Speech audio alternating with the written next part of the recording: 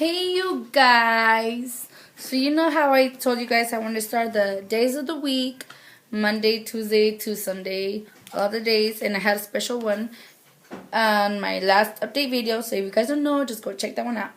But this time will be Monday, so my day of the week will be Monday, Motivational Monday, and Motivational Monday is like I'll be giving you guys something, of course, like a little devotional, motivational, inspirational one. So this Monday would be the taste of chicken soup for this teenage soul. So the story that I'm about to read to you guys, to me it was really sad. It made me cry.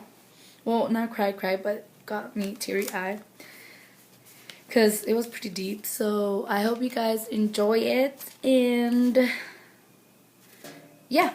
So here it is. So it's the Eternal Gifts. That's the name of the story. Eternal Gifts. And sorry for my voice, it ain't good. So it's gonna sound bad anyway. But anyways, so yeah. The Eternal Gifts. Is that true, or do you just put it on the bulletin board because it sounds catchy? Is what true? I asked without looking up from my desk. That sign you made that says, if you can conceive it and believe it, you can achieve it.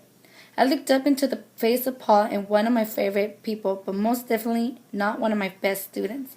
Well, Paul, I said, the man who wrote those words, Napoleon Hill, did so after years of research into the lives of great men and women. He discovered that concept, stated in many different ways, was the one thing they all had in common. Jules Verne put it another way when he said, anything the mind of one man can imagine, the mind of another man can create it. You mean, if I get an idea and really believe in it, I can do it? He asked, with an intensity that captured my total attention. From what I have seen and read, Paul, that's not a theory, but a law that has been proved throughout the history. Paul dug his hands into the hip pockets of his Levi's and walked in a slow circle around the room. Then he turned and faced me with the new energy. Mr. Shatter, he said, I've been a below-average student my whole life, and I know it's going to cost me later in life. What if I conceive of myself as a good student and really believe it? That even I could achieve it. Yes, Paul, but know this. If you really believe it, you'll act on it. I believe there is the power within you that will do great things to help you once you make the commitment. What do you mean commitment? He asked. But there's a story about a preacher who drove out to the farm of a member of his congregation. Admiring the beauty of the place, he said, Clem, you and the Lord have certainly created a thing of beauty here. Thank you, preacher, said Clem, but you should have seen it when the Lord had it all to himself. In its sense, Paul, God will give us the firewood, but we have to light the match. A suspenseful silence followed. All right, Paul said, I'll do it. By the end of semester, I'll be a beat student. It was already the 5th week of the term, and in my class, Paul was averaging a D. It's a tall mountain, Paul, but I also believe you can achieve what you just conceived. We both laughed, and he left my room to go to lunch. For the next 12 weeks, Paul gave me one of the most inspirational experiences a teacher can have. He developed a keen curiosity as he asked intelligent questions. His new sense of discipline could be seen in a neater appearance and a fresh sense of direction in his walk. Very slowly, his average started to rise. He earned a commendation for improvement, and you could see his self-esteem start to grow. For the first time in his life, other students started to ask him for his help. A charm and charismatic friendliness developed. Finally came the victory. On a Friday evening, I sat down to create a major test on the Constitution. I looked at Paul's paper for a long time before I picked up my red pen and started to grade it. I never had to use that pen. It was a perfect paper. His first A+. Immediately, I averaged his score into the rest of his grades, and there it was, a 8B average. He had climbed his mountain with 4 weeks to spare. I called on my colleagues to share the news. That Saturday morning, I drove to school for a rehearsal of Follow the Dream, the play I was directing. I entered the parking lot with a light heart to be greeted by Kathy, the best actress in the play and one of Paul's best friends. Tears were streaming down her face as soon as I got out of the car. She ran over to me and almost fell against me in a torrent of sobs. Then she told me what had happened. Paul was at a friend's house, and they were looking at a collection of unloaded guns in the den. Being boys decided to play cops and robbers. One boy had pointed an unloading gun at Paul's head and pulled the trigger. Paul fell with the bullet lodged in his brain. Monday, a student aide came in with a checkout notice for Paul. There was a box next to book to see if I had his test, and the next to the box marked grade was written unnecessary. That's what you say, I thought to myself, as I marked a big red B in the box. I turned my back to the class so they could not see the tears. Paul had earned that grade and it was here, but Paul was gone. Those new clothes he had bought with his paper route money were still in his closet, but Paul was gone. His friends, his commendation, his football award were still here, but Paul was gone. Why? One good thing... Sorry, there's a car. One good thing about total complete grief is that it humbles a person to just such an extent that there is no resistance to the voice of that loving unleashed power that never leaves us. Build thee more stately mansions, O my soul.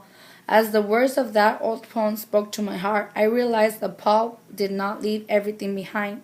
The tears started to dry and a smile came to my face as I pictured Paul still conceiving, still believing, and still achieving, armed with his newly developed curiosity, discipline, sense of direction, and self-esteem, those invisible mansions of the soul that we are here to cultivate. He had left us with a great deal of wealth. Outside the church on the day of the funeral, I gathered my drama students around and announced the rehearsals would start the next day in remembrance of Paul and all he had left us. It was time once again to follow the dream. So that's the story, and what I got out of the story is the same thing as I say at the end of every video. The quote that I say is, "You are what you want to be." And he wanted to be a B student, and he did all he could to be there, and he did it. He got to be an A-B student. So he did everything he could, even though that tragic happened. But it's really impacting. So I hope you guys liked it and it inspired you in some way. And if you liked it, share it to someone like it. I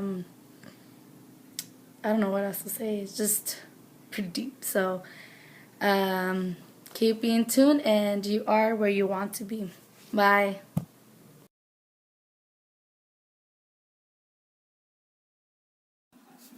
Little update. Okay, so guys, I was telling you guys about the events, and one of them was Christafari concert. So yes, we got 3 CDs. This one, the 90, and this one's the most recent one that they've had. And then it's this one, Christafari. We got that one to the foundation, and we have the Christafari Reggae Worship, which is the very oldie song, like 1990s and stuff like that. So it's the first fruits of Christafari. So we have this one, we got To the Foundation, and the most recent one that has like hill songs, but in their music genre. So it's right there, and oh my goodness, they're awesome people. Of course, I was able to help sell their CDs and shirts and stuff, but with my team C2, and this is them. They're awesome people. This is the main singer guy right here. Oh, she's so pretty right there. They're awesome people, Christafari. So you guys should check them out. YouTube, look them up. iTunes, get their songs. And of course, I couldn't not go without a shirt. So I got this shirt. It says Christafari Reggae Worship, a Roots Revival, and I loved it. There's another one I liked, but I like this one more. So can't wait to wear that one. And my sister got Joshua, Avian Black Man. So this is the shirt that she got, and she just I want that shirt and I want that shirt, so. Yeah. So we got those 2 shirts and these 3 CDs, which 3 were for $20. And that's a really good deal. so Christafari, just look them up, and reggae music, that's them, Christian. So they were really cool. Their concert was awesome, and a lot of people got saved, and that's What counts? so check them out, and we'll talk later. Peace.